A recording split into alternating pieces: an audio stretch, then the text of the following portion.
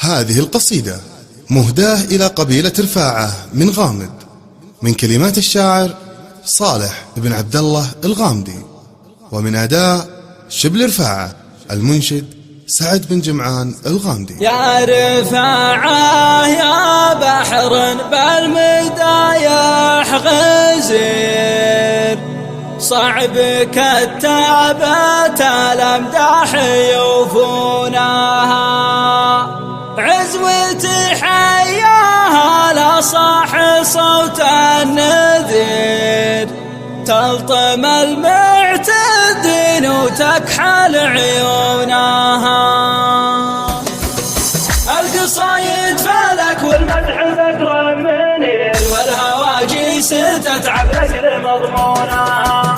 ابتدي باسم من يعلم خفايا الضمير، واحد يعلم الانفس ومكنونها. بعدها يا سعد بكتب وعبر الاثير، شلها خلي كل الناس يوحونها.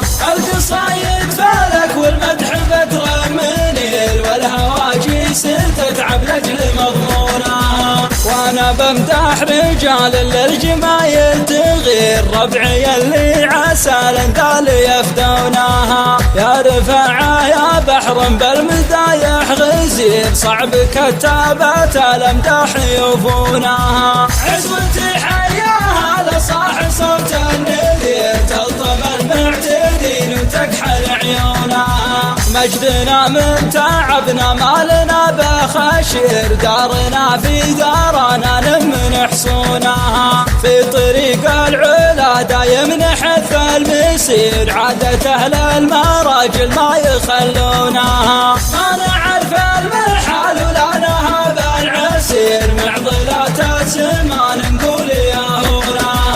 اسمنا لا ورد بنا الاسامي كبير، فعلنا قد الاسماء ما يجدونها. شيخنا بن جمل وامير يتلو الامير، قمة المجد بالافعال يعلونها. يوم عنا الخيول ويوم سل الشطير، رؤوس الاخصام بالفيصل يفتونها. صفنا للوطن والدين نعم الناصر، والبراهين في التاريخ يروونها. نكرم الضيف ويا من في حمانا القصير، قبل لا تشرع الدولة بقانونها. والمدح في رفاعة مثل نفح العبير، يا عسى جملة الحساد يفدونها. يا عسى جملة الحساد يفدونها.